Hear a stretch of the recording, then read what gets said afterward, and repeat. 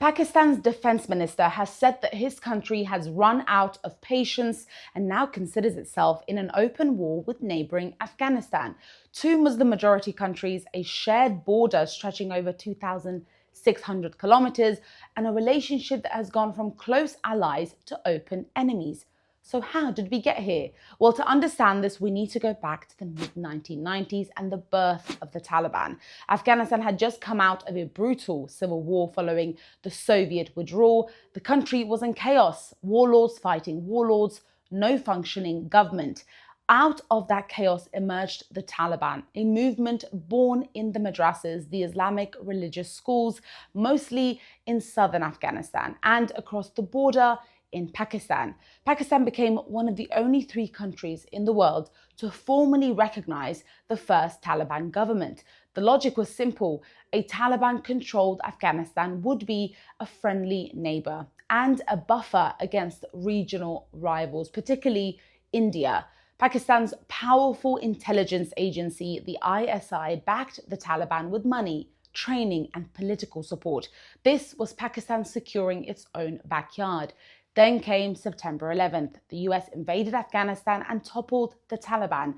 But Pakistan played both sides, officially joining the US-led war on terror, while the Taliban quietly regrouped in Pakistan.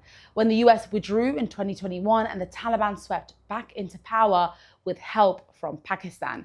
But the honeymoon didn't last long.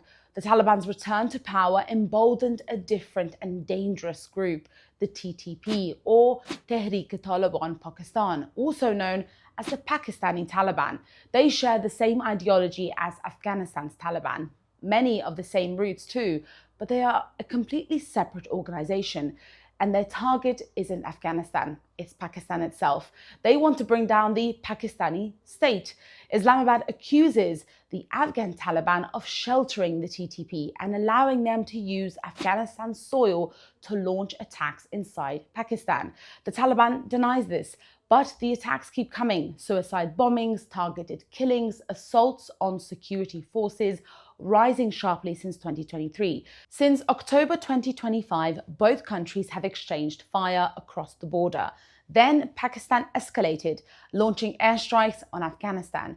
The Taliban say women and children were among those killed, but Pakistan insists that it was targeting TTP militants behind a wave of attacks, including a devastating mosque bombing in its capital, Islamabad, just weeks ago. A ceasefire brokered by Qatar and Turkey in October 2025 collapsed within days. So where does this leave us? Well, Pakistan helped create the conditions for the Taliban to thrive. It backed them, sheltered them, and recognized their government twice. Now it finds itself in open confrontation with the very movement it once nurtured over a militant offshoot it can no longer contain.